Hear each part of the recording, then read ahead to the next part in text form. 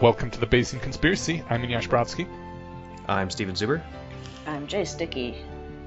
And we are, I guess we have a quick announcement at the beginning. Jess is now pivoting to Jace. It is not a different person at all. So, Or it is a different person. A whole new person. It's with the same memories. Every 7 days or something.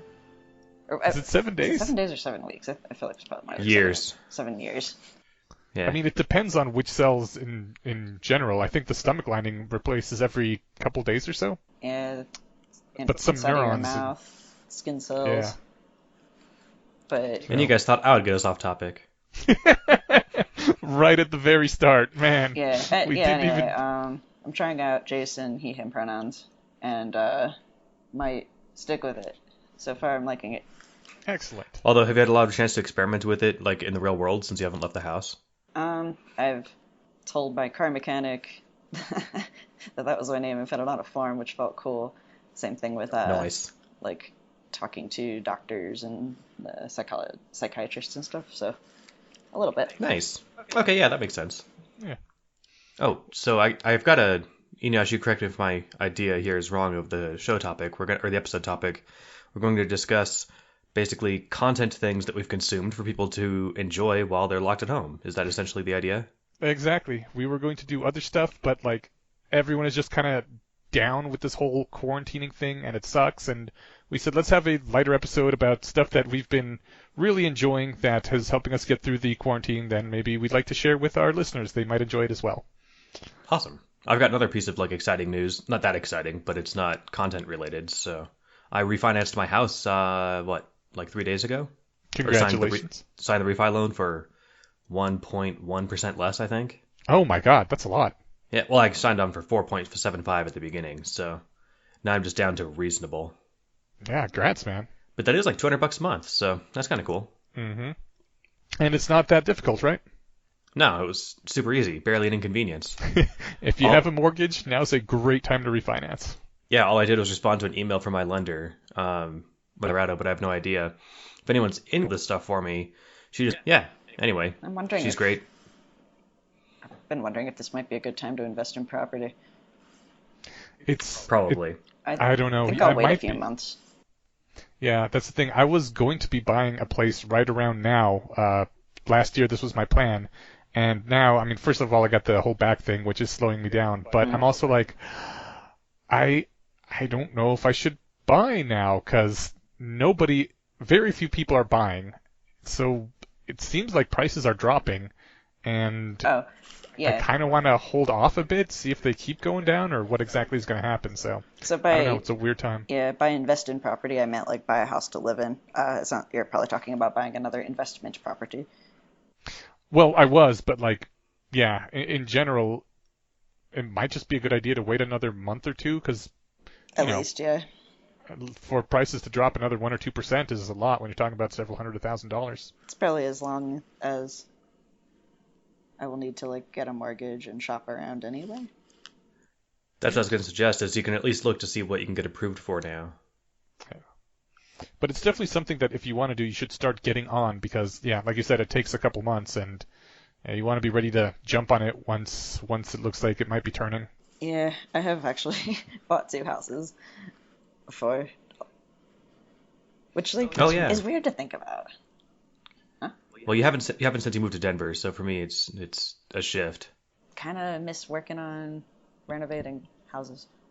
Yeah, It's me like too. something that I really like hated it the first time I did it, because I was working at the video game company, very long hours, and then I would like leave work, do my 45-minute commute back to this house. It would be dark, and then I'd just be like in the dark with some floodlights.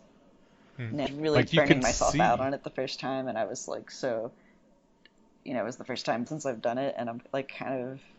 The difference that I've made. Yeah. It's a really cool feeling. My dad's he builds houses as a remodeler, but he is also capable of just building houses from the ground up, or necessities of life for people. Maybe think about one of those building things, or... Like you could look at the pile of stuff at the end of the day and be like, that's what I worked on. That's always nice. The job I have now is kind of like that, even if you can't like point at it and physically. That's what I work.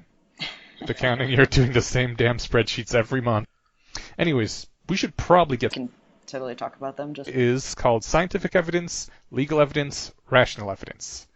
And it starts with Elias tells you in strictest confidence that the crime kingpin goes on to point that our legal system would not imprison him on the basis of the police commissioner's statement, and this commissioner's statement is not rational evidence, and it would be really dumb for you to go up and insult Wolke.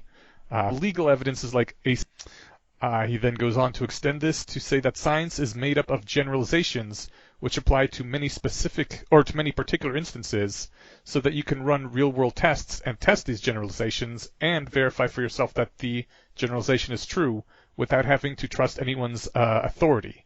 Science is publicly reproducible knowledge of a different standard of evidence than just general rational evidence. All this working so far? Yeah, I think so. I think that's been one of the things that, even since before I was introduced to rationality, that was a sales point for science, religious people. You know, that was always a common comeback. Well, that's just like is the and like in all charity, it's not like the dumbest thing to say if you have no idea what either person's talking about. You look at someone saying, "Well, I think this and I think that." Well, what makes your beliefs more founded than theirs? And it's like, because I can go verify mine. And then they say, "Well, because I just believe them, or because I believe real strong." It is interesting, like most of science is like publicly reproducible knowledge, and yet like I can't reproduce the results of the 2015 Large Hadron Collider experiments, right? yeah, they're theoretically like you could reproduce them and get the same results, but yeah, it's If not. I had It a tends not Large to be Hadron Collider. economically feasible, and also you might not have the expertise needed to do it. Right. I think the important thing is that it's not revealed knowledge. That's the distinction. Like this isn't something that like, oh no, I was told this through these magic tablets in a hat or in a dream or a waterfall told me or whatever. It's like, no, I went and looked on this island. I measured the beaks on these birds. You guys can all do the same thing if you feel like it. Yeah. You cannot reproduce special revelation from God, but not only can you reproduce the science stuff, the ways to reproduce it is publicly available so that people can test it, assuming, they have the ability. Yeah, and that gets into the whole pet peeve or whatever of mine that like I really wish that there was more prestige to be had from doing replications. Yeah. But we do have, because the scientific pool of knowledge is something that is supposed to be general and apply to many things, we want it to be a protected pool of belief that is especially reliable, and that we impose special, strong additional standards before we canonize it as quote-unquote scientific knowledge. So he also then goes on to ask that, how about this hypothetical statement, the sun will rise on September 18th? Is that a scientific belief? And before we go forward, I want to know what you guys think, or if you have any opinions on that. Is that statement a scientific belief? I'm pausing because I'm hesitant to answer anything with like put this in scare quotes and does this fit in this category or not. I would say it is a rational belief, and it would Yeah, you can't replicate it. Like you could wait and then record the sun rising, but the thing is like it depends on how pedantic you want to be. Like, does the sun rise, or do we go around it? Well, yeah. I mean, basically, I guess meaning will the Earth continue to turn on the 18th so that it looks like the sun is rising? I think that's a scientific prediction. I don't know what to say. Like I have a belief about the future. You could say I predict that on August 18th the sun will rise, or whatever, September 18th, whatever day it was. Like based on priors, the sun has risen. Well, even like as a scientist, you can just put your neck out and say, all right, I'll bet you $10 million that it rises on the 18th of September, right? Yeah. But going by his definition, it has to be something reproducible, which I'm not sure if that means like a phenomena that you could record. uh, or that you have to actually like cause the thing to happen. I don't know. I think that's splitting hairs too much. Yeah. He basically said what you guys have said, that the point of scientific knowledge is that it's generalizable. It's evidence. It's a system of generalizations, and so the whole point is to be able to make future predictions. And if you couldn't, it would be completely useless. But the actual prediction is based on his definition, not a scientific belief in itself. It's a prediction you make from scientific beliefs, and you could say that it's a prediction of this theory, but since it is a specific thing rather than a generalization, it's more of an experiment than a scientific belief in itself. Which I thought was an interesting distinction to make. I'm not sure. Well, no, I do know why that's in there because it relates to the next post. But when I read just this post itself, I was like, okay, that's an interesting distinction, and I can buy it. I'm not sure why it's being made here, but sure, why not? But yeah, it seems like a scientific belief is more like a belief along the lines of objects in motion tend to stay in motion, and the Earth is rotating, so it will tend to stay rotating unless something acts against it. And since we don't see anything coming to stop the rotation of the Earth anytime soon, it should continue to rotate, and so the sun should continue to rise. And thus we predict on September 18th it will. So, the beliefs are that the Earth is in motion and it will stay that way, whereas the sun will rise is a specific prediction rather than a scientific belief. Mm-hmm. Yeah, Anyway. I don't have much like to split hairs there about. It's kind of interesting. Like Sam Harris makes that sort of broad case for science in the moral landscape, and I guess rather than dive into that, it's worth at least checking out some short talk or essay that he gave about that book, or read the book. It's not that long and it's kind of fun, even if you think he's wrong. So it's just I mean, is it like a scientific statement? Is it a scientific question? I was going to go into examples, but it's kind of an aside. So, Well, what was the thing that he said? Like the one thing that you said was the same. well, it wasn't quite the same. It was just more like you give a kind of hashed out definition of like what it means for this to be scientific or not, and then through his lens, he's like, okay, well, because even the foundation of science comes with like fundamental values like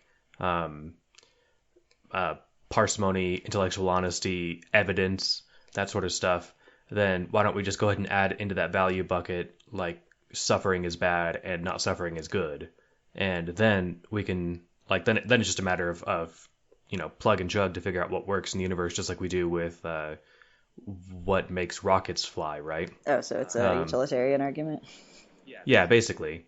But like as far as like the little, they're not even quite puzzles. It's just like intuition pumps. It's like, is it a scientific question to ask how many birds are currently in flight around the world right now? Like it's not one that we can answer even in practice, maybe in principle. Well, definitely in principle, if we had a fully working simulation of the planet, then we could just, if bird in flight count increase 1. But since we don't have that, the question is like a real question about reality, but is unanswerable.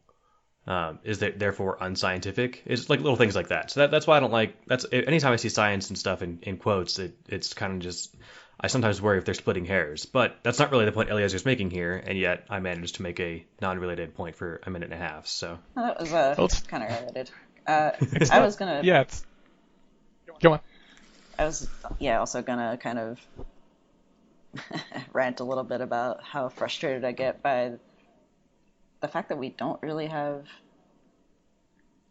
we don't tend to police the definition of science in the casual parlance as strongly as I would like. For example, every single shampoo or like makeup or Oh my God. it says like Scientifically proven formulated to do X. Yeah. Or like with the power of science. it's kind of like Rachel sent me this picture yesterday, which has been around for a long time, but it's like these hovering drones, and it's some news article covering it. It says they used code and algorithms to make it so that the drones don't crash into each other. Like, what else would they have used? My standard reply to that is always just like, quote, they used words and sentences to write this book, end Yeah. quote. I mean, I guess they didn't use bumpers that they attached to the robots. Right. Which is kind of an algorithm. If you hit the bumper, go the other way. It's not one. It's not one that you have to code into it. Yeah. It's like a Roomba, but like aerial. Right. Exactly. That's how real birds work, right?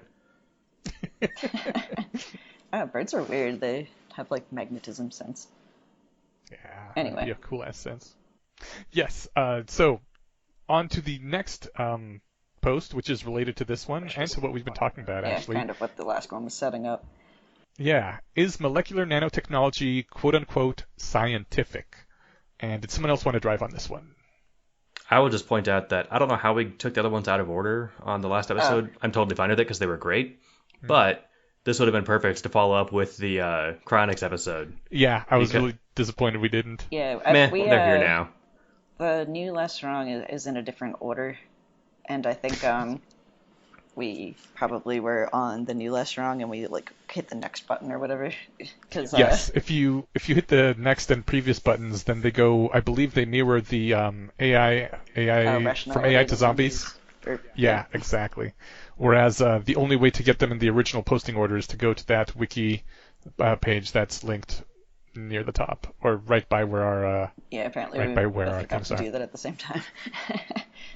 Yeah, it's all good. It happens. That's all They right. were really I will. like apt for the topic, I think. Yeah, that too. Yeah, it's amazing how applicable to many topics most of these posts are.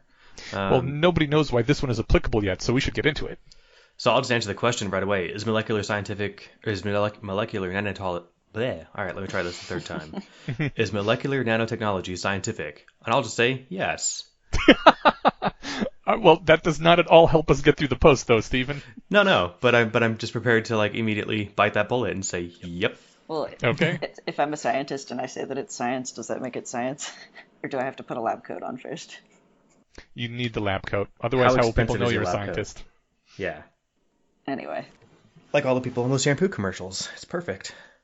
All right, so it starts with, consider the statement, it is physically possible to construct diamonoid nanomachines which repair biological cells. Some people will tell you that molecular nanotechnology is pseudoscience, because it has not been verified by experiment. But, he says, extrapolations of diamonoid nanomachines are based on standard physics, which is to say, scientific generalizations. Therefore, if you say that nanomachines cannot work, you must be inventing new physics. Or to put it more sharply, if you say that a simulation of a molecular gear is inaccurate, you must claim that atoms thus configured would behave differently from the depiction. Then either you know of a flaw in the simulation argument, or the simulation algorithm, or you're inventing your own laws of physics. Yeah, I can still sympathize with the contender who's like, well, You don't know it would work that way. We've never seen a molecular gear. yeah, you're right. As I tried to formulate an argument to sympathize with, I found myself unable to. Well, then the article itself, they say, what about the Wright brothers' attempt to build a non-biological heavier-than-air powered flying machine? Was that pseudoscience? Yeah. Because all flying machines crashed was always true before that. And that's again, so pseudoscience is in quotes here. I have a kind of a knee-jerk thing about putting words like this in quotes. This is done in a well-articulated and informative way, but it's like, okay, you're trying to make me make categories and shove things into either one of them, when it's like I think our tendency to do that is kind of over-engineered. No, I disagree. Like, I think words having specific meanings is really important. But like, yeah, I agree. But if we try and I guess I just don't know if, rather than like say, all right, which bucket does this go into? You just talk about the thing for a minute first, and then decide if it has to go into either of these buckets. Or I guess maybe we'll make a third bucket for plausible or probable or definitely doable but not done yet. And then we've got pseudoscience and science, right? So like, the Wright brothers saying, no, I think our planes will work before any plane has ever worked before is not the same as a charlatan with crystals saying, well, of course we haven't, you guys don't believe the crystals have healed cancer yet. We haven't seen my crystals yet. Right, but that's because the charlatan with crystals has no scientific generalization to go off of. Like when the Wright brothers, if they were confronted with this is pseudoscience, they would have said, look, here's the models of physics we're using. Everything should work out. What do you know about physics that we don't know that how are we simulating this incorrectly? Which is the same thing that someone who makes a nanomachine with simulation would say, like, what do you know based on the generalized body of knowledge we have from science that I am misinterpreting? How am I using this knowledge wrong? So if someone claims that it's pseudoscience, the reason you put it in quotes is because it's not really pseudoscience. It's just science that doesn't have any precedence yet, but it looks like it should be right. Whereas real pseudoscience is like, Dr. Crystal's crystal magic, where he doesn't have any body of scientific knowledge that he's drawing on. He's just like, they're crystals, so magnets, Well, man. they do things with vibes, I think. Oh, vibes? Okay, yeah. They can vibrate differently and make you vibrate different, and there's not an actual scientific body of knowledge that supports any of that. It's just bullshit that has a sciencey sound to the words. Totally. And it's one of those things, like, I think it's easy to at least give illustrations that aren't even historical illustrations that would persuade somebody from saying something that, like, well, no, molecular nanotechnology is unscientific or cryonics is unscientific because we don't have any proof examples yet. And so, like, I think it would be informative to give the example of, like, well, sure, we don't have any examples of humans being able to survive outside of the Earth-Moon orbit. But it seems like a very plausible belief to say that they could survive a trip to Mars under safe conditions. It's not like, but of course we haven't done that yet. So is that a unscientific thing to say? It seems kind of like splitting hairs between, like, the past and the future is the mistake that some people are making when they're throwing future tech that doesn't exist yet into the pseudoscience bucket. Yeah. Yeah, he says that if you decide to make a strong positive assertion that nanomachines are impossible, you are being irrational. You are even being unscientific. Because an ungrounded assertion that tomorrow the sun will not rise is unscientific, because you needlessly contradicted the best extrapolation from current scientific knowledge. And if you were to say that nanomachines are unscientific, you would also be needlessly contradicting the best extrapolation from current scientific knowledge. And I think, as you were saying, the same goes for cryonics, that if you are saying that these tissues cannot be preserved, what is making you say that? Yeah, I'm pretty sure that this is actually about cryonics and AI. It's definitely about AI, because that's what all the sequences are about. The first time I went to a Less Wrong meetup, I remember getting, like, schooled by the other members when they talked about total brain simulation or emulation, and I said that was impossible, and they basically had the same argument back at me, where it was like, it's very difficult. It would be very difficult. We can't currently do it. That doesn't mean that it's impossible. Yeah, there's no reason to think that it's impossible. And it took me a while of arguing with them until I started understanding, I guess, that they were like, this isn't the way that people casually or conventionally use, like, the word scientific and like possible or impossible kind of are used, like, to mean, like, very likely or very unlikely. Like, we like to exaggerate. It could be impossible to simulate a human mind in silicon. Like, we don't know for sure that it isn't impossible, but all the current evidence says there's no reason to think that. I was going off of I was remembering Ray Kurzweil had said something kind of silly about brain emulation that showed that he didn't understand neurons. I think he said that, like, we can take each neuron and encode it in like a few bits, and then it would only need this many bits or something like that. I forget. It was a long time ago, but so I was thinking that was like the thing that people were proposing, and Oh, I guess it okay. was kind of an argument that like where we were kind of arguing about two different things, and it took us a while of kind of talking past each other to see. That's why I think it's important that words have specific meanings, because Yeah. um, yeah, like double correcting on things, tabooing words, or making sure that words are defined really facilitates communication. Yep. I think that is the root of many of a disagreement where people are arguing about things that they're not actually they're not arguing about what they think they're arguing about, and so they run in circles chasing I down different positions where it's like, no, wait, let's just lay out what we actually believe. Okay, yeah, that's basically what I was going to say. What are we fighting about again? Yeah, the thing is, I don't know how active you guys are on our Discord, but I'm on there a lot, especially now that I'm quarantined, and like half the arguments seem to be basically that. Like people were arguing for the same thing but using different words, and it takes half a day to get there and actually understand there's no argument. And I don't know, the annoying part is that like if this argument was done face to face in the real world, it wouldn't be a big deal. First of all, it would go faster, but like people are also kind of nicer and more charitable when they're face to face with people, whereas online people are more likely to get snippy and like, oh, you're misrepresenting me on purpose, and that part kind of sucks. And it's It's just, because you I can't read really, tone. exactly, I want to give a mad shout out right now to my boy Three All Men, because that dude is notorious on the Discord for steel manning the hell out of everything. But it's also just like a really good habit when you're in online spaces, because yeah, you can't see tone of voice. If you're grumpy for some reason, you slept bad, or you're hungry, you might like misinterpret things as more hostile than they actually are, and things spiral. What does that And emoji like, mean? yes, Winky face. yeah. A And like just, sarcastic wink or a playful I'm wink? actually oh, you glad son that, of a bitch, sarcastic winking at me. joking aside, I mean, I'm so glad that emoji or emoticons or whatever exist It's as emoji. opposed to not. Yeah, I guess it's emoji now. That was a terrible movie. Oh, well, yeah, the movie was bad, but I emoticon is use a a lot much of worse GIFs word. too. GIFs as well, yeah.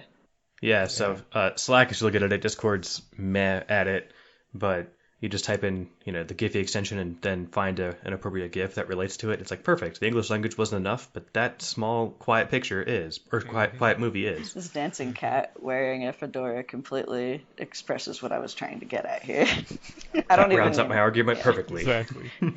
Yep. This is such an aside, but I will be quick. There was this app. It no longer exists. I'm sad. There might be something similar. I don't know. But it was a chat app that you could only communicate with each other in GIFs.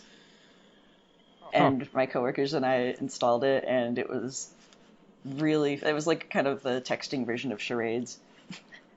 Cool. It sounds delightful. It was really entertaining. It was more entertaining than it had any right to be, actually, which is probably why it doesn't exist anymore.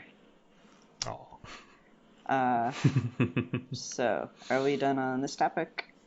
Yeah, the post ends that diamondoid nanosystems are possible is merely a best guess. It's merely based on qualitative, abstract, approximate, potentially falsifiable reasoning from beliefs already in the protected belief pool of science. Such a guess is not reliable enough itself to be added to the protective belief pool. It is merely rational. Oh yeah, So, and I forgot about falsifiability as well.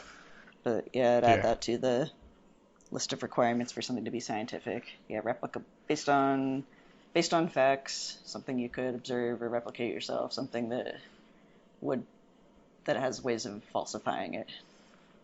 Yeah. So these things are not necessarily scientific beliefs, but they are rational beliefs based on the scientific pool. All right, so for next time, our Less Strong posts will be fake explanations and guessing the teacher's password, which is a famous one. Nice. Yeah. All right, getting into the main topic of discussion for this week. Stephen, what have you been consuming that has made your life more happy in the quarantine? Give it to us in 5 to 10 minutes. All right, well, I had another guideline, which was don't fill as many things as I can in the 5 to 10 minutes. Yes, we're going to Because- go. Ideally, we're going to go 2 things each, but Steven might have more than 2. I appreciate you accommodating me. I'll meet you in the middle.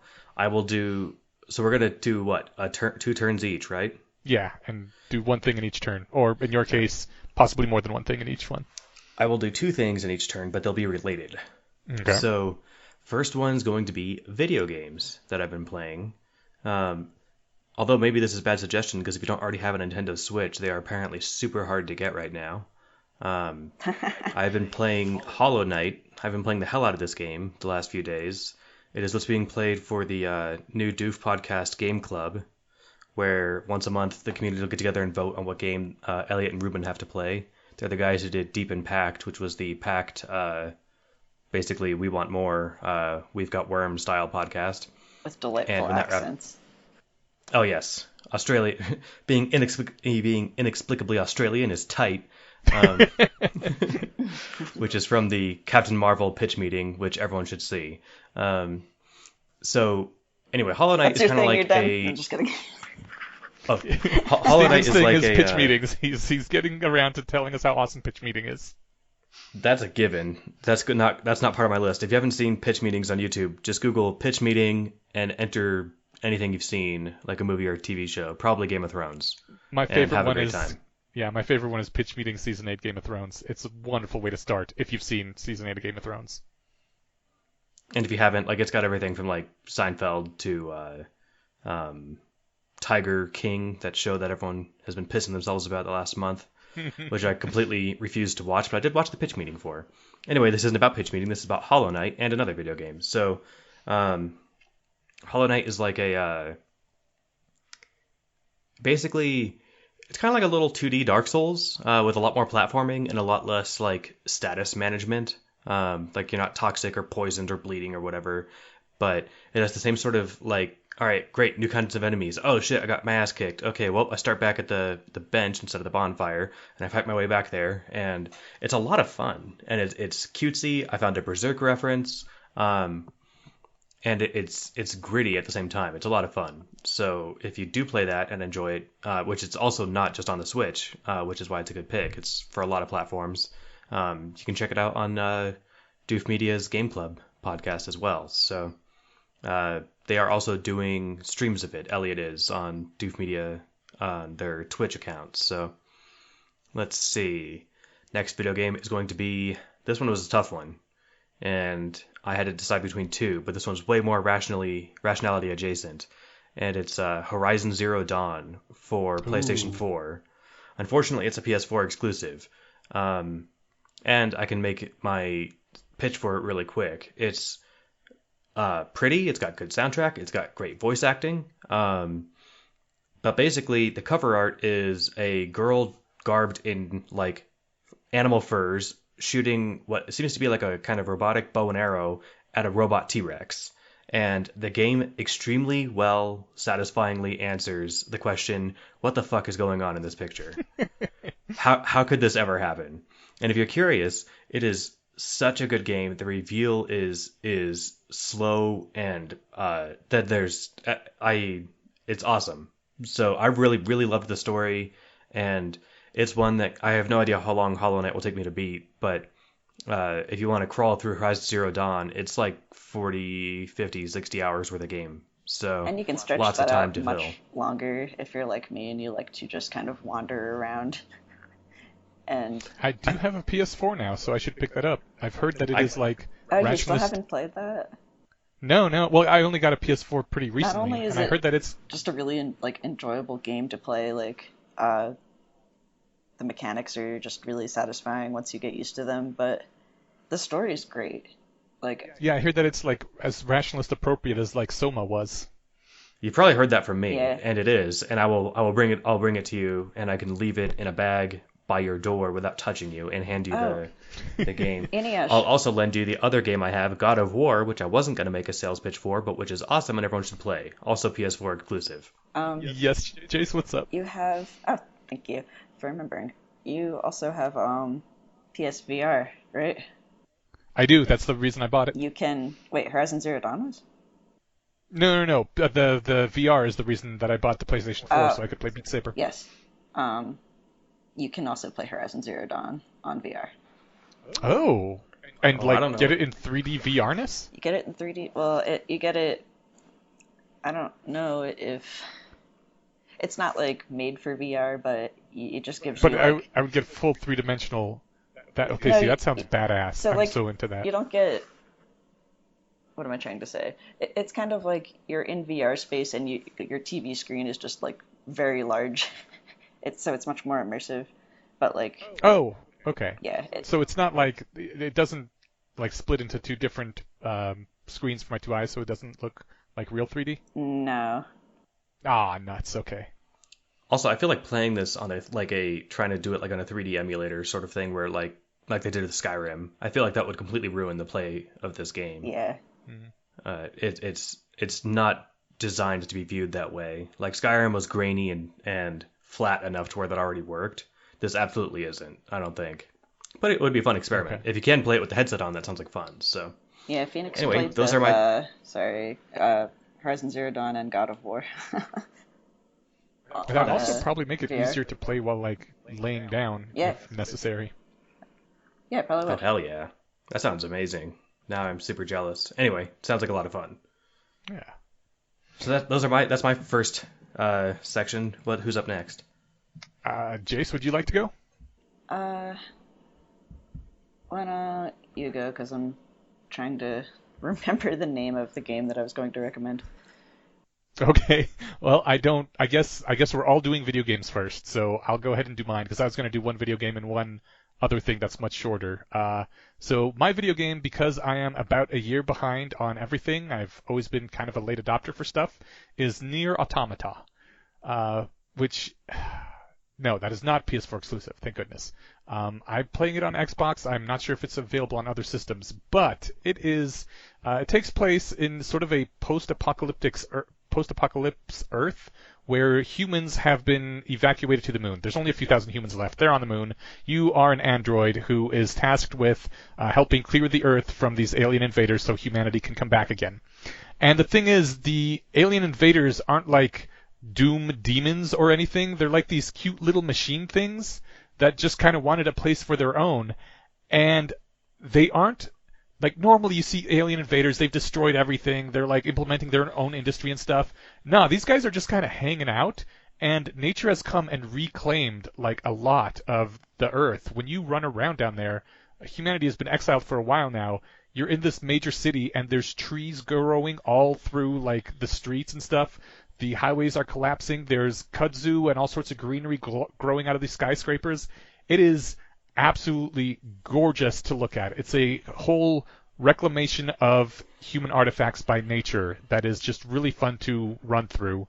The gameplay is fun as well. And it just, God, it's gorgeous. Speaking on the purely hedonism aspect here, I'm going to go out on a limb and I don't know, be risque or something, but this is basically an anime in video game form, and so it's got like the cute anime girl. You play as one of two different characters, depending on what section of the game you're in, and while you're playing the cute anime girl, she has an amazing butt and the skirt that's just always when you're running kind of lifting up a little bit and you can almost quite see her panties and it's very titillating.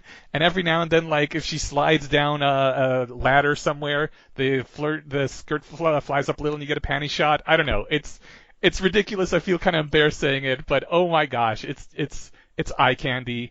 And then when you play the boy, it's kind of sad because he's also a school-aged boy, but he has like preteen body, so there's no eye candy there for the ladies or for the gay guys. I was disappointed on that respect, but on inequality in eye candy is lame. I'm a fan There are of some equal really opportunity objectification. Yeah, there are some incredibly hot guys in this game that are actually legit naked, although the genitalia is gone because they're not humans. But they are villains that only show up for a little bit. You don't actually get to control them, right? But all that being said, like the gameplay is fun. The story is this is one of these stories where like you play through it first and then it resets and you play as the other character, but everything is subtly different. And then after the replay, it goes into a deeper, like now all these repercussions of the things that you did happen, and it is a very much like the typical anime storyline where people have existential crises about what is the meaning and purpose of being. We are just these androids designed to kill. We've never even met our human makers. What is the purpose of life? It's very much the sort of thing like when you're in college, when you're a college sophomore, and you don't understand what you're doing with your life or how humanity works or why capitalism, and and you have all these questions but no answers, and your anime is what you go to because anime is always the exact same thing. There's like, I have philosophical conundrums, but I do not have answers, and I just wish to yell these questions at my audience and have them yell back with me. It is the same thing. And going through that storyline again it was fun. It was nice to live in an anime for 32 hours, and the ending is just the most wonderful meta wrap up that when I got to it, I was like, I have to tell people about this. This is a great game. So that is my pitch for a fun thing that I've been doing, which I think a lot of people would enjoy. Cool. What system is that for? I know it's for Xbox. I don't know if it's for any others. Oh, also, the soundtrack on this thing, I know it is one of the main things people talk about when they talk about this game, and most games nowadays just have beautiful soundtracks because, come on, it's the modern day. They all should. But the soundtrack on this one is extra awesome. It's haunting at times. It's beautiful. And it's always just perfect for the situation you're in. It is available on PlayStation 4, Xbox, and on Steam. So yeah, it's available for everything. Sweet. If you've seen any cosplay of, a chick with a short white wig that has black over a black eye cloth covering her eyes, so it looks like she can't see anything, that they're cosplaying one of the characters from Nier Automata. And, she doesn't have to see things because she's an android and has lasers and radar to see her world. So it makes sense. Her eyes are covered. It's also a metaphorical thing later on. But, yeah, it's cool. I've definitely seen that character in porn and wondered what she was from. Excellent. Okay. So, I remembered the name of the game I was going to recommend. It's called What Remains of Edith Finch. I just couldn't remember the person's name. That is an adventure game. It centers on you're playing as Edith. You're a member of this family called the Finches that have been afflicted by a curse that causes all of the family members except for one to die in really strange ways. And you're coming back to the family home, which is this really whimsically designed, pretty goth-looking mansion that just has all these additions and weird rooms. And the character's grandmother, I think, before she died in a strange way, boarded up all of the rooms and blocked off all of the family secrets. So you come back as an adult and are finding your way into these rooms that in this house you grew up in but were never able to get into before. And when you get each of the rooms, you switch to the perspective of the character who died, and you get to learn what happened to them. And they,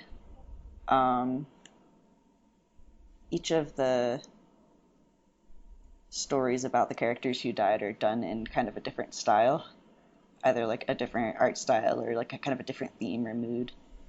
So that's really fun. Cool.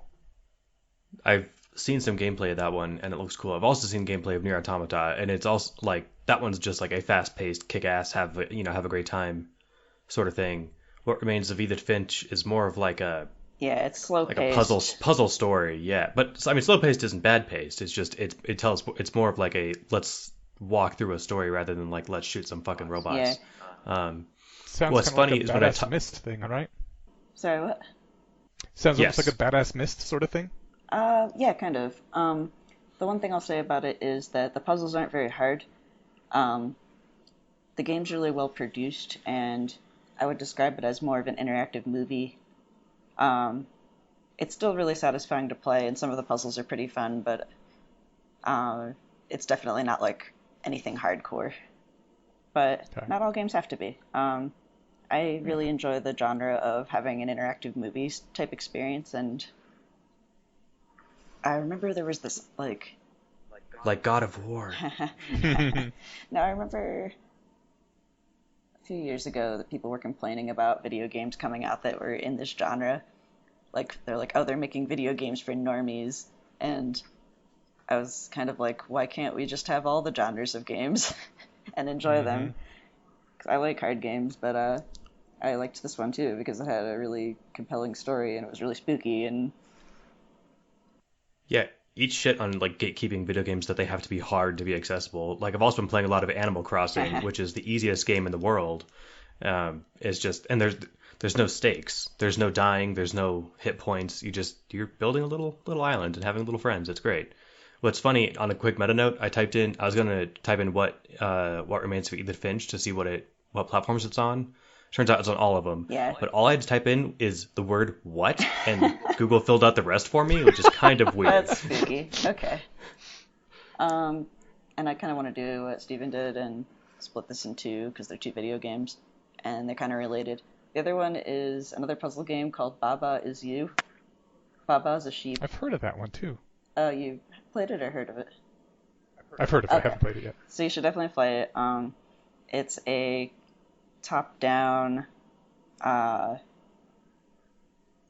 would I even describe it? Like kind of a retro-styled top-down game where you're just trying to get to a flag, but the mechanic of the game is actual words. Like you have to spell Baba is you in order to control Baba, but if you take the word you and replace it with wall, then you turn into a wall. Or like Oh, if you do like wall is defeat. If you walk into the wall, then you die. So That sounds these are amazing. yeah, they're words that you drag around, and these are like actually more thinky puzzles. The art style is adorable, and the stuff that happens is hilarious. Like just the idea of this as a game mechanic is wonderful. that is cool. It reminds me of the Anglophysics, the study of Anglophysics story. Kind of is like that, only in like adorable 8-bit sheep form. It's got that bit look. Okay, That sounds those are wild. my together as a package, my first recommendation. And we're Alright. back to Steven. And that one's available for Windows, Mac, Linux, and the Nintendo Switch, which means I should probably look into it because I've been buying up games nonstop to To fill up justify the your time Switch. here. So no, I justified my Switch when I bought my first game for it, which is Breath of the Wild. That was worth $500 to play. So Oh my The god. Switch is $500. it was, I think, 300. I got a memory card. I got like a protective case. I got Breath of the Wild with it.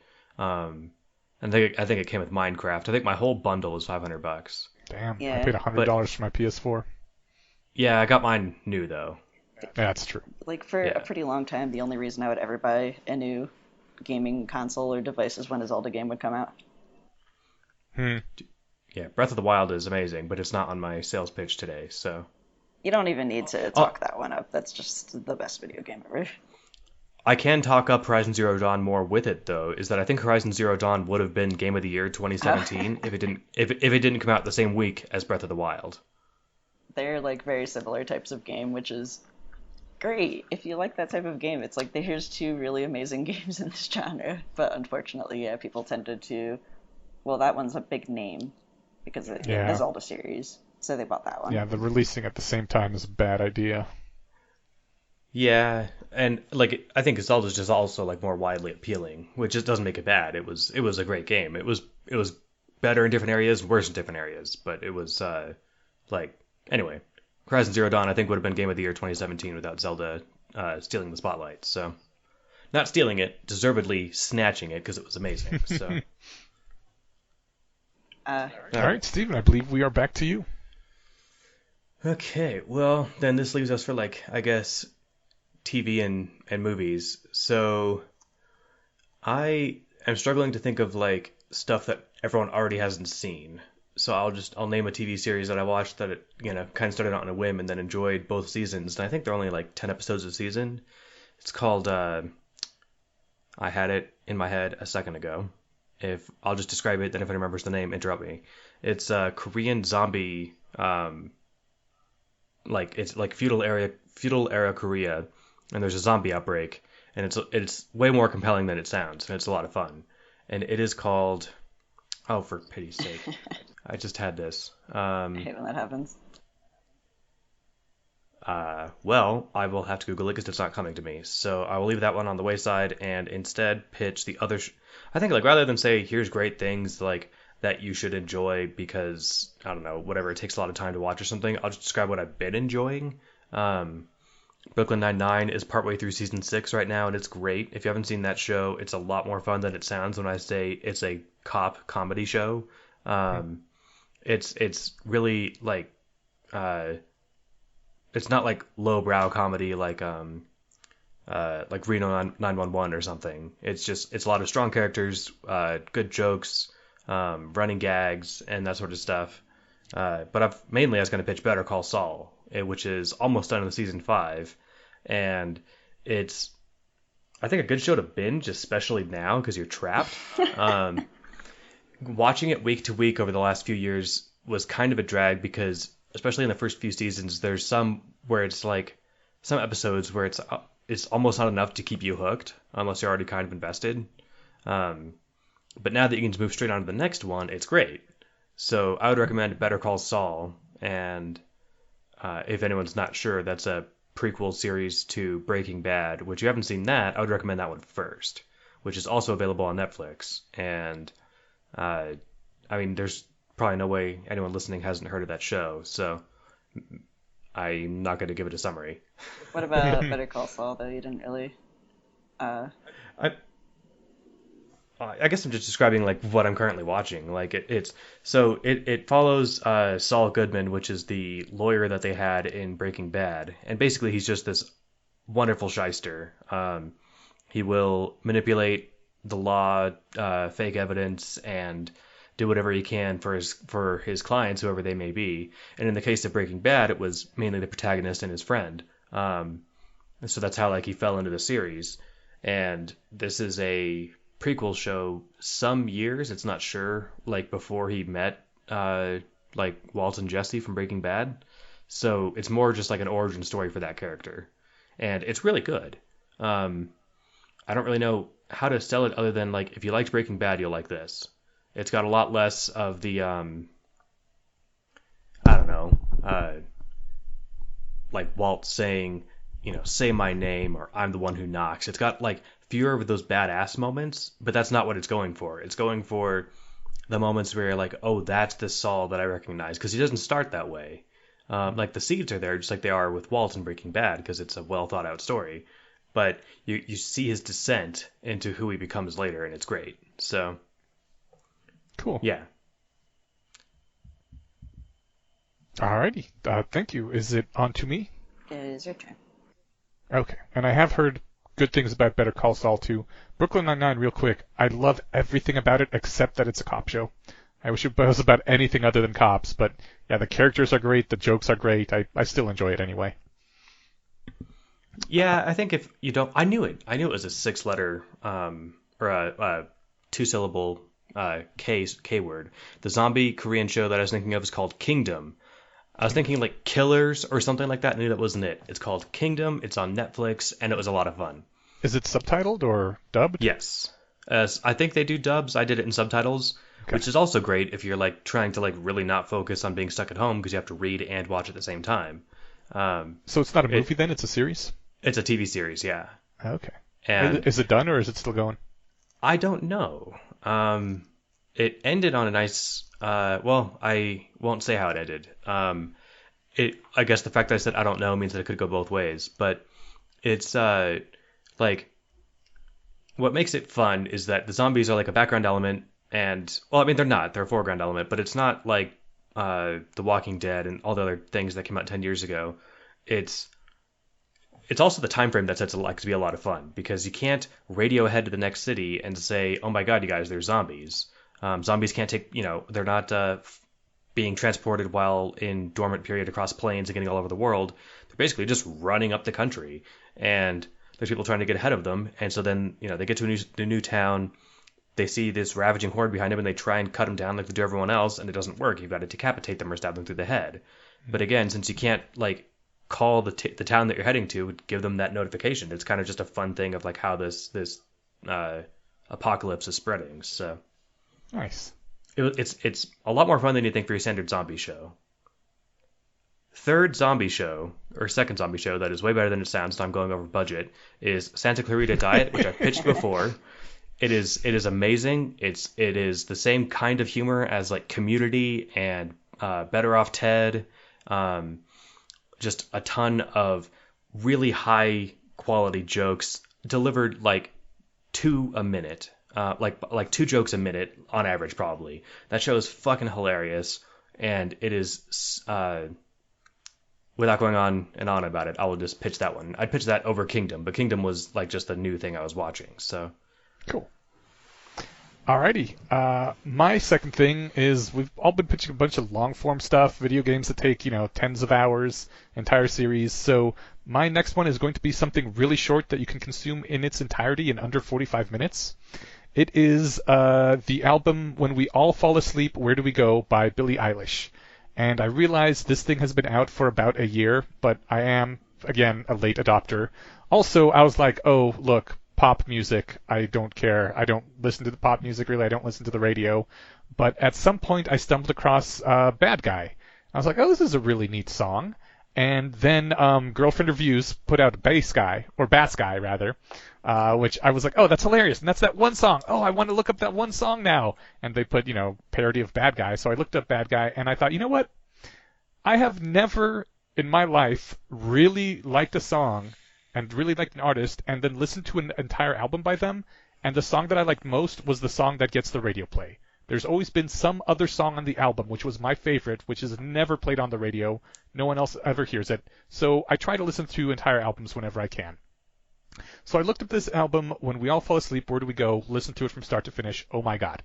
So it starts out with Bad Guy, it's a bravado song, right? It's like, hey, I'm a badass. Look at what a badass I am kind of song.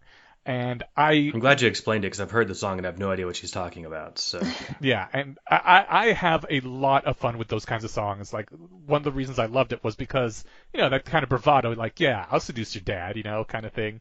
Wait, but what? That's actually one of the lines in the song. Okay. Isn't she 17? Sure, I don't know. Great. It's a bravado song, man. It doesn't matter. Do you think those rappers really all have huge dicks and $10 million? No, it's...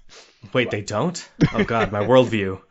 I mean, maybe some of them do, and I'm sure they're all hoping to get $10 million. But anyways, that's not the point. The point is, it's an amazing beat, and it's a lot of fun, and so I keep listening, and it goes into, like, sort of this depression spiral, and it seems to be... It's a concept album. It seems to be like after that she's sort of going into like these are the after effects of how I was acting before, and as you get deeper and deeper into the album, you realize first of all the entire concept of an album is someone putting into music what it feels like to be desperately lonely all the time, which was my high school experience as well. And as you keep getting into the second half of the album, you realize that not only is it desperate loneliness, but this is an album about someone who is just so in love with someone, and that person does not love them back. And it's not that that person hates them or anything, but the love is not returned. And she can't get over it, and she's trying to get over it, and she doesn't know how, and there is pain. And the whole album is just this beautiful exploration of that. And then at the very end, the last song is sort of like a quick going back up through the whole album, but in reverse. And then you realize at the end that like I'm the bad guy wasn't just a position of posturing and bravado. It was like her way of psychologically explaining why doesn't this person love me back. And it was the internalization of I must be a bad person, which is why they don't love me. Which you can't get to unless you've heard the whole album first, like the way it was intended to be listened to consecutively, and then you get that reverse wrap up at the end. It was beautiful, and I loved it. And also, like, her voice is amazing, and the music is just really good. So, if you want an entire experience in under 45 minutes, I recommend When We All Fall Asleep, Where Do We Go? I want to ping pong on that because, first off, that is the strongest sales pitch I've ever heard for any album ever. Okay. I still feel like I'm missing out on a lot for not being able to really comprehend music, so I will definitely give it a shot. The only album by like an artist that that I don't know has record like whatever awards that I've heard all the way through is Kesha's new album, or her second newest album. I think it was Rainbow, maybe might have been the album. Okay. And that was a lot of fun. That had like its kind of own backstory thing to it too. But to stay on Billie Eilish, if you're unfamiliar with her somehow, my first exposure to her was on SNL. She was the musical guest, and if you want to just check out the kind of like badass chick she is, check out just YouTube SNL Billie Eilish and watch her music performance on there, and it's done with some amazing visual effects that were a lot of fun. I'm stammering for words because I don't want to describe them. Just you'll watch it and be like, whoa, and I think it'll be a good time. So she was also like one of those ones that was like a YouTube star first, and then picked up by some creep who trolls YouTube for attractive sounding kids or something. Huh. But it's that was I think her start. But she seems chill. I don't know much about her, and I've never heard another one of her songs, so I will check out that album for sure. Excellent. And I have been deliberately pitching long stuff because we're all stuck in for more than 45 minutes. But yeah. Hey, music hasn't made the list yet, and that sounds fucking dope. I appreciate the diversity of thinking here. It sounds really. I mean, it sold me on it, and I'm a hard sell. So Cool. Sweet. I hope people enjoy this. My thing is, I forget if we had made rules about them like just being media or whatever, but so there is a media attached to it, but I actually came up with more ideas of what activities have I been doing.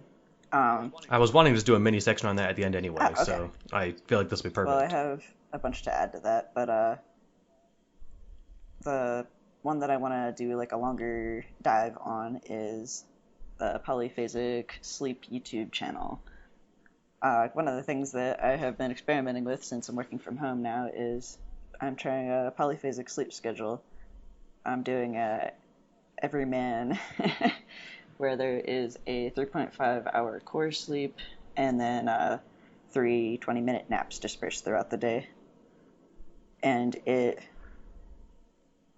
cuts, well, if you're not familiar with polyphasic sleep, it is designed to try to optimize sleep for less time sleeping and then like better quality sleep. This YouTube series talks about it started out talking about whether polyphasic sleep is safe, because there's a lot of debate about whether you can reliably do it long term and not mess up your health and sanity. I have heard that is a huge issue. It definitely, sleep is very important. It literally, like, it's how you heal and it's how you encode memories into your long-term memory at the end of the day. And if you don't get it for long enough, you die. Yeah. Yeah. Well, yeah.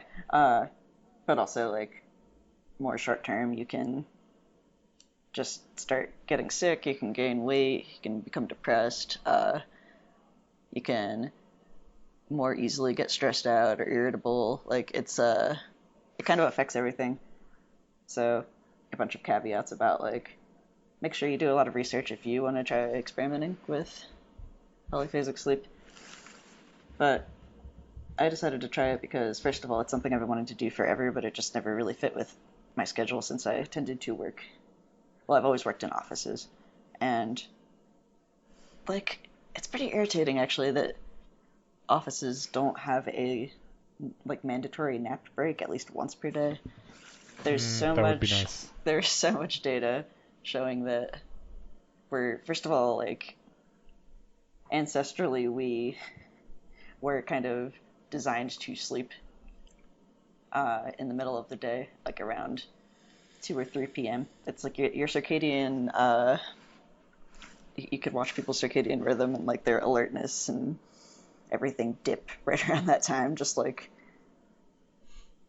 uh, across humans.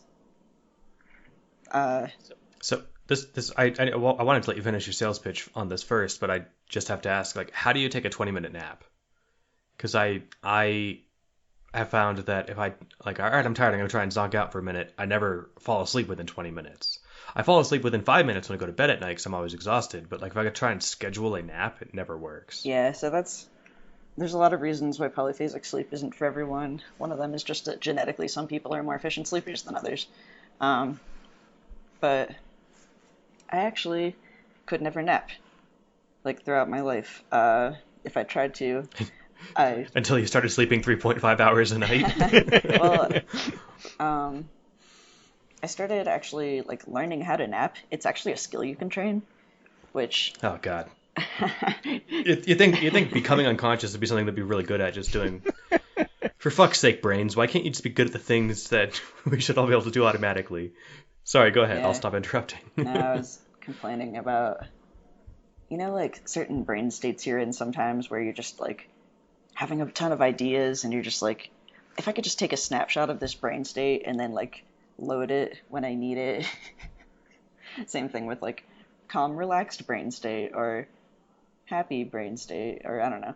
Anyway, yeah, transhuman future needs to get here faster. Yeah. So the person who runs the YouTube channel is Crimson Flower, and he also has a Discord channel that a lot of rationalists are on. I don't know if this person is in the community or not. I was under the impression he was or was adjacent. But the videos detail, first of all, like, we're talking about falsifiability. A lot of the videos are, okay, so if you're going to argue that polyphasic sleep is dangerous, then you would have to prove that this is true. So, like, a bunch of the early videos, and I really appreciated this, were actually like, here's how you could falsify this claim if you wanted to.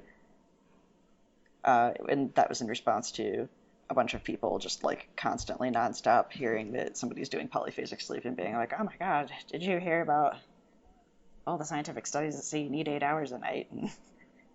Which, yes, there are many of, and yes, sleep is important. But people don't tend to have any evidence for why they think this wouldn't work. So he's actually generously being like, if you could show that, for example, there are periods of sleep that aren't one of the main categories of like deep sleep, REM sleep, the other ones that I'm blanking on. There's just these kind of like dead periods where you're kind of just unconscious. They don't seem to serve any purpose, and a lot of what polyphasic sleep cycles try to do is cut those out and just get the parts of sleep that are doing something restorative. Some people think that it's kind of like a Chesterton Spence thing. Like, we don't know what these are doing, so cut them out at your own peril. And I usually go back to the default that I've seen people try to do it before, and every time I've seen someone try to do it, it's always ended in disaster. So I don't know. It seems that this is sort of hard limitation with the current biological bodies we got. But if you manage to make it work, I would be very interested in hearing that. yeah, I'm on like day 2, so I'll let you know how it goes.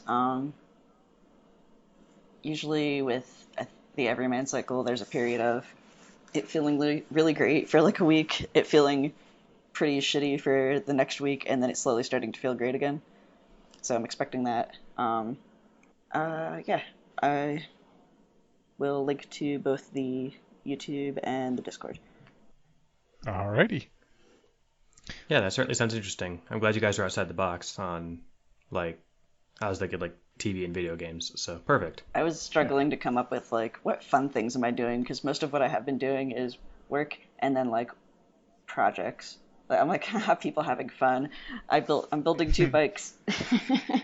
Mm, two bikes? Well, I'm repairing a motorcycle, and I put together a fixie bike that I got on Amazon, which is a Oh, okay. fixed gear bike.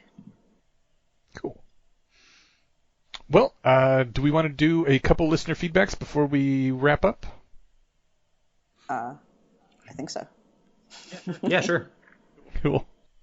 This one is addressed to me, and this was back when I mentioned that Polak is the Polish word for a Polish person, and I don't see why we can't reclaim that. Here's why. Bartek says, Ines said he wants to reclaim Polak as the normal meaning Polish person. As I'm Polish myself, I want to tell you, please don't. Firstly, it's been used negatively even in the 2000s, and still sometimes may be used this way in the UK, since there was a lot of Polish immigration there.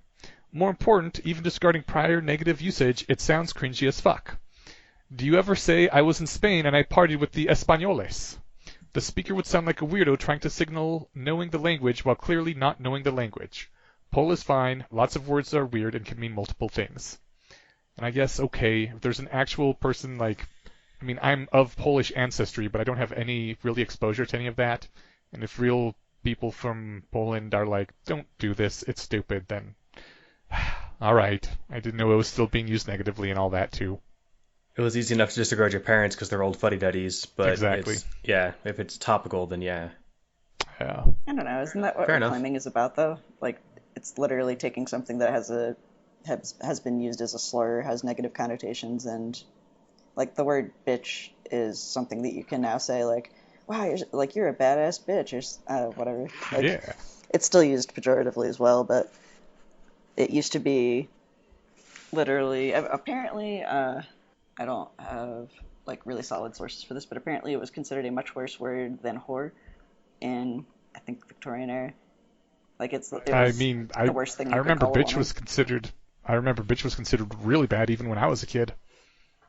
It was like the B word, and you did not say that ever. I feel like now it's like kind of on the level of crap where it's only barely a curse word. Yeah. Maybe it's not quite as We've benign. had to move on to other more bad words because it's been reclaimed so much. So yeah, I don't know. I know that queer used to be entirely just negative, and now it just means queer. That one has been used as a pejorative, but then there's also a bunch of people that are. There's a really complicated thing around that I could explain if you care, but it's okay. Really quick. TERFs or trans-exclusive radical feminists, I believe, are theorized to be the people spreading this misinformation because there's people who are gay or lesbian who don't like the word queer because it's an umbrella term, and it can be used to include people that don't fall into the categories that they think are the real people that belong in the LGBTQ fold or whatever. All right. So people were spreading misinformation about queer. Queer is like this horrible insult, and it triggers me when I hear it.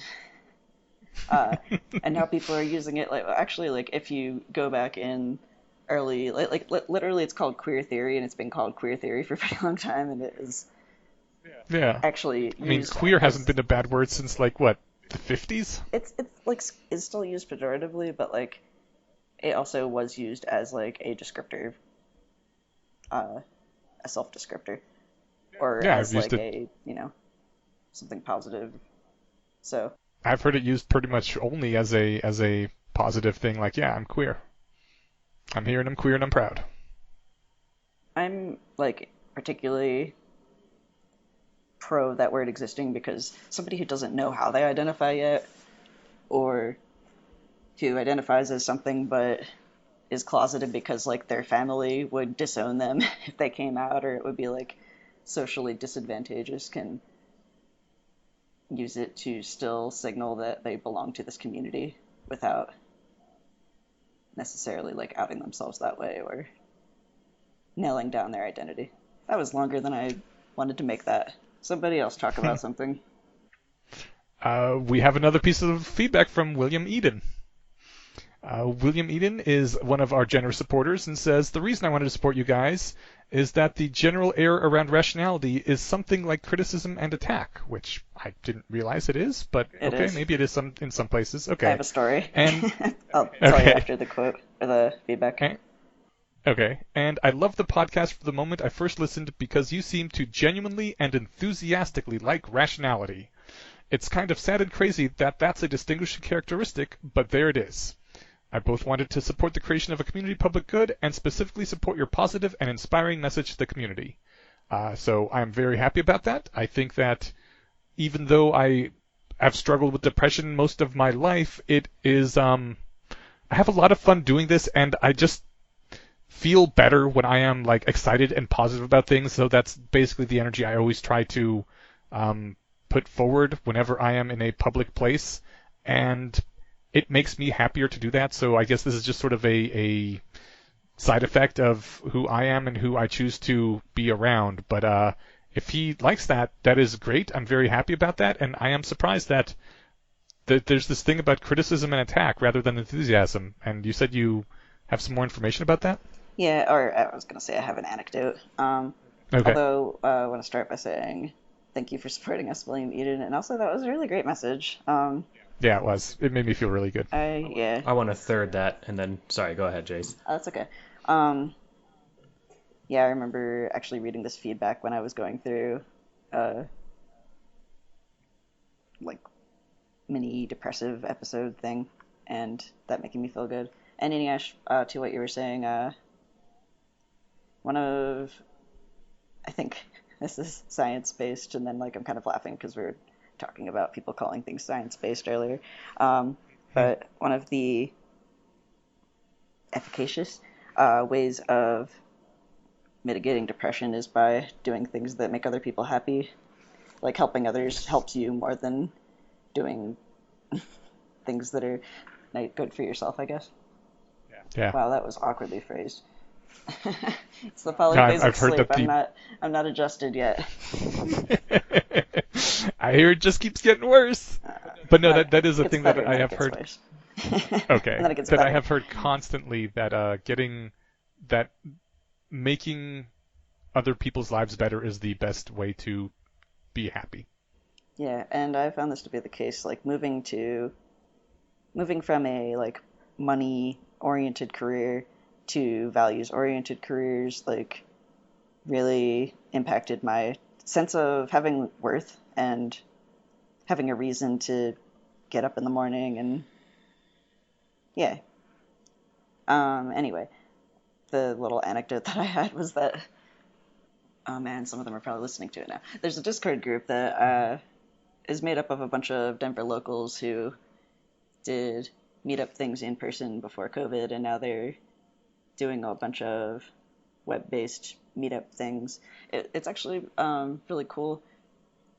They have like a bunch of different channels for learning new skills or teaching other people new skills, like stuff like that, sharing media, whatever, advice. But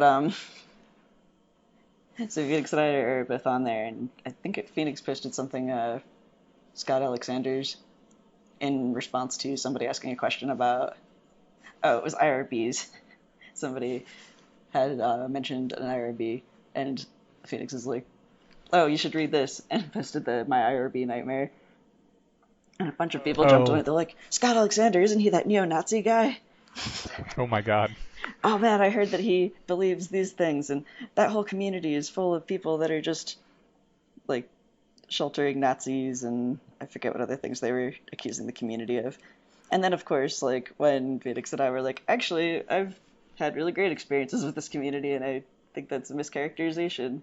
They like went on, well, we thought at first it was Rational Wiki, because like we know that that's kind of a garbage pile, but sorry if you contribute to Rational Wiki, any listeners, but I'm not, it sucks. Yeah, it does. But even the like real Wikipedia articles, somebody should really edit it, because it kind of is a biography of Eliezer Yudkowsky, and then it talks about Roko's Basilisk, and then it like mentions that rationality was the birthplace of the neo-reaction movement, and that's like the bulk of the information.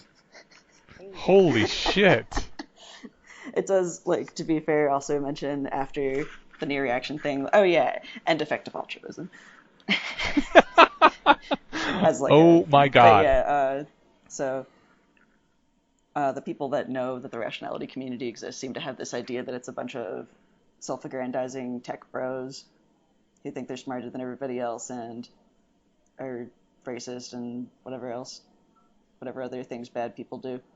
Well, Uh, I and that made me sad. I guess I don't.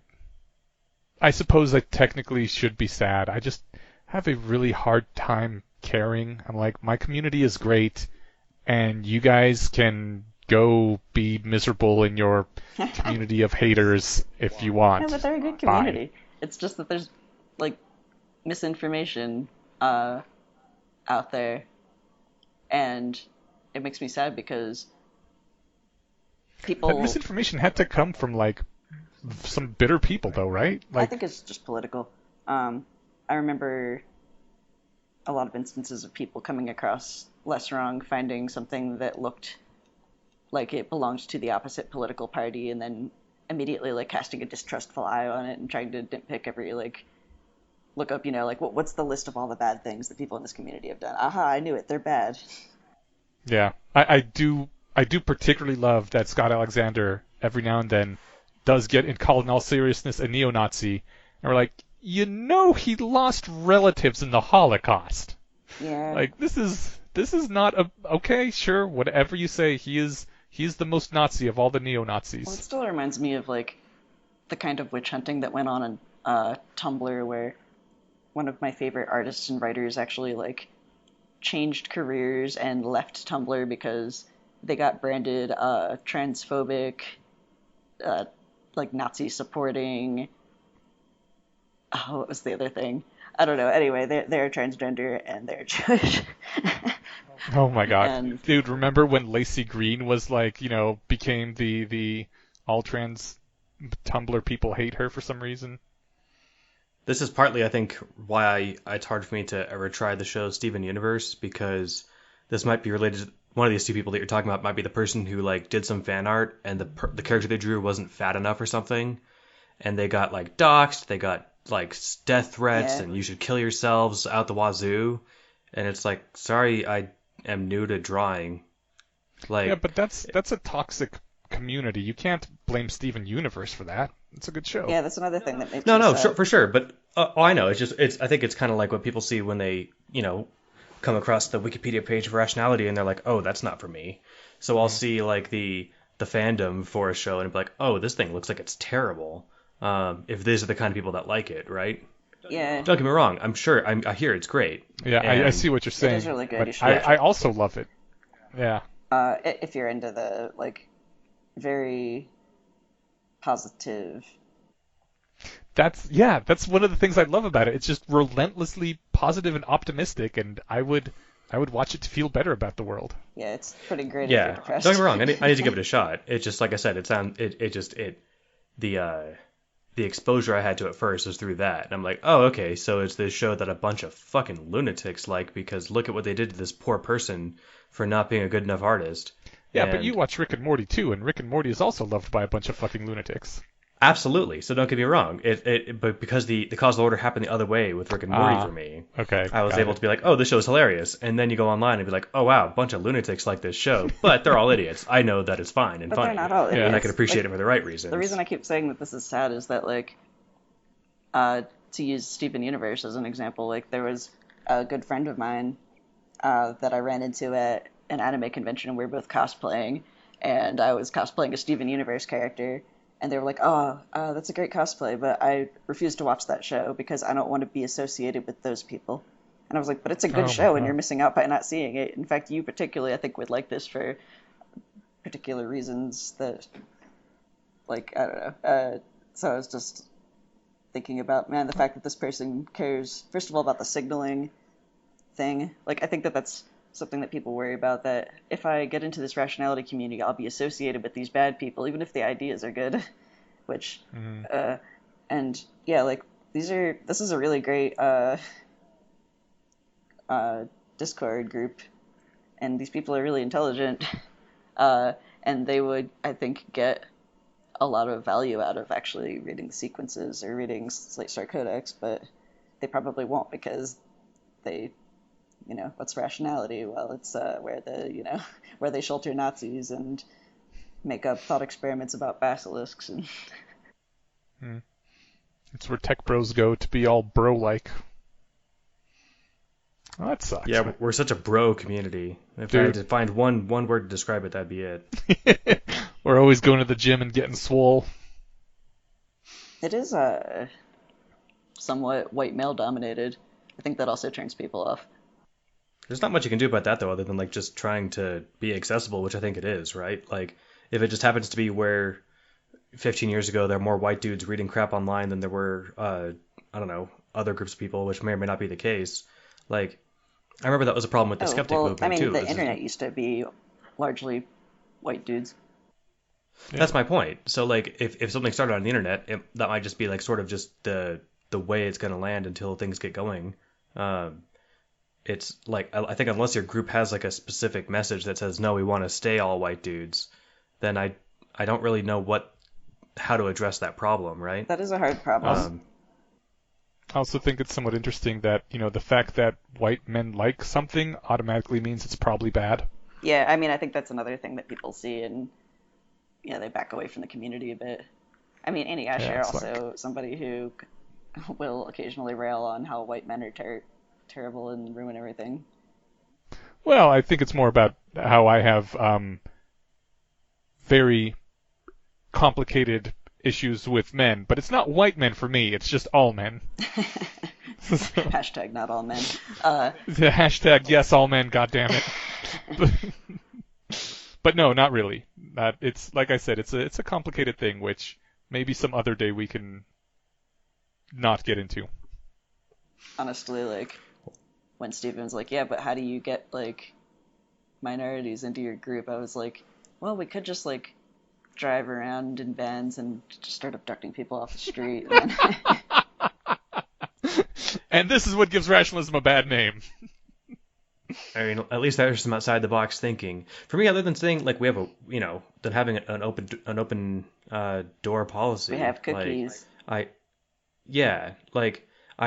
realize that there are more specific, like concentrated outreach things that people can do. Like if we had national meetups, we could give, if you checked enough boxes that weren't white man, you could come in for free or something. It would pay for your flight or whatever. But that. And that smacks of like tokenism.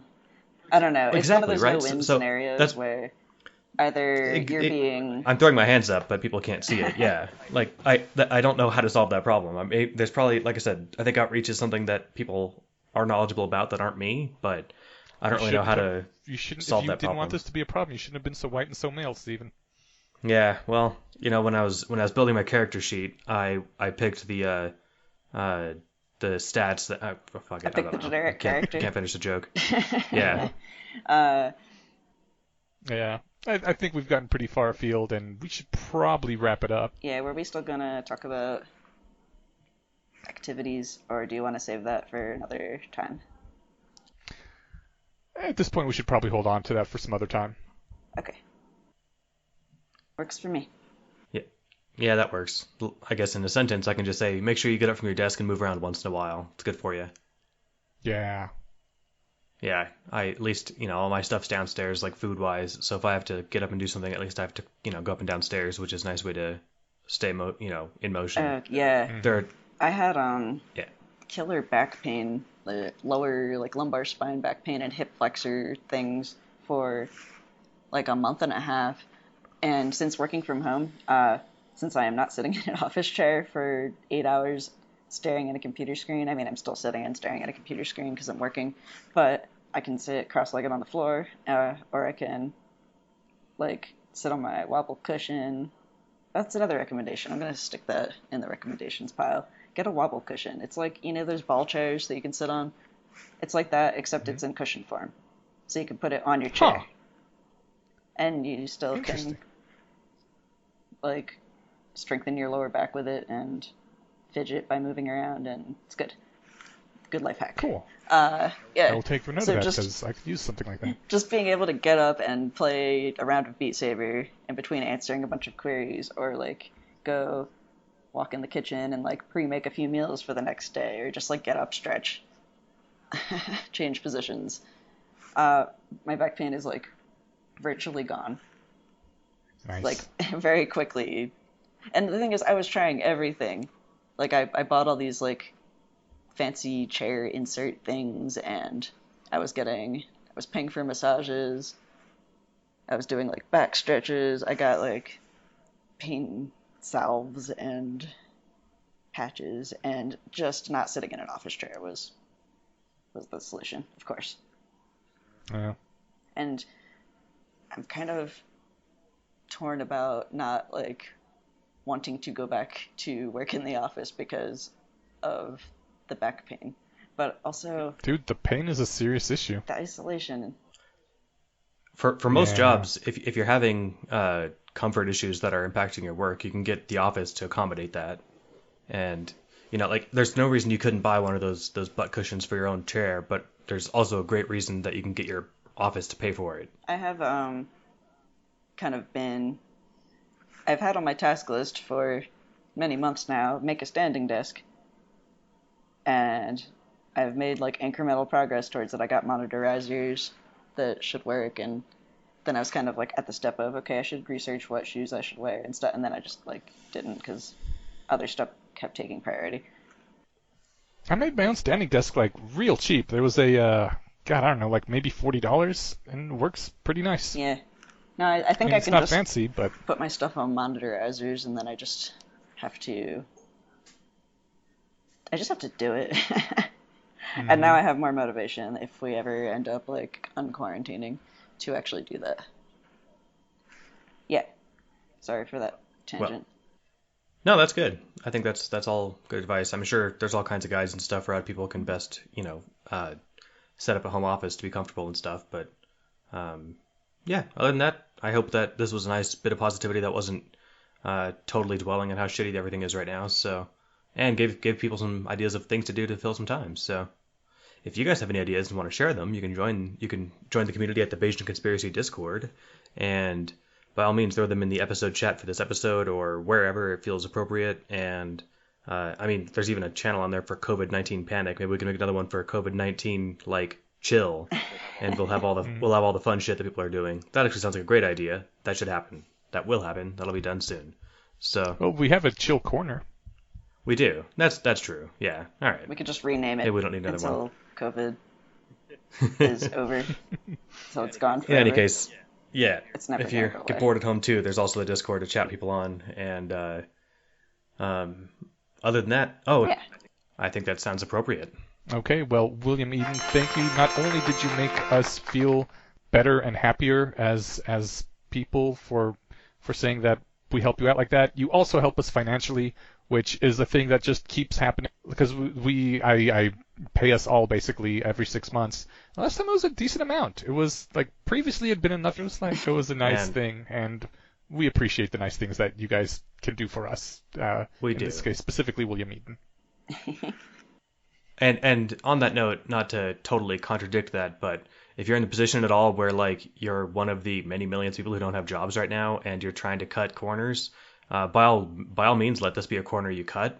We'd love for you to come back when employment resumes and stuff, but don't be sitting there thinking, oh man, how am I going to pay my Patreon dues to the Bayesian Conspiracy? If your budget is tight, I am making this declaration without consulting my co-host because I feel that strongly about it. How dare you, Stephen? No, I totally agree. Don't let yourself get fucked over by trying to throw us money. So if it's an amount of money that you're noticing missing, especially in these trying times, please don't worry about it. We will understand. So Yeah, and if you still want to give back but don't have the money, you could just participate in the Discord or subreddit, or you could tell a friend. You Could leave rate a us. review at iTunes Yes. or Stitcher, one of those places. All right. Well, thank you, everybody, and we'll see you in 2 weeks. Yep. Wash your hands, y'all. Take care.